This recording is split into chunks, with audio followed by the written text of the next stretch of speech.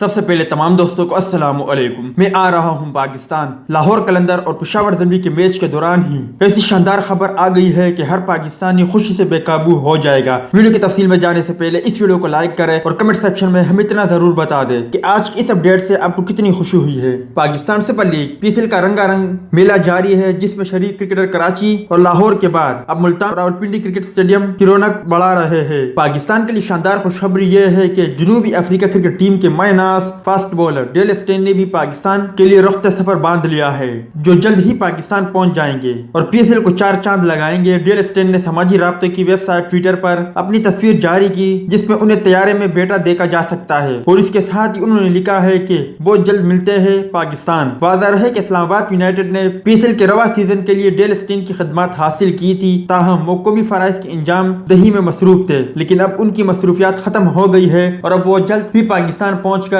पाकिस्तानियों के दिलों पर राज करेंगे। तो दोस्त, ये जो डेल स्टेन के हवाले से कुछ अपडेट, उम्मीद करता हूं आपको पसंद आई होगी। इस अपडेट के मुताबिक अपनी राय का इजहार कमेंट्स बॉक्स में जरूर दें।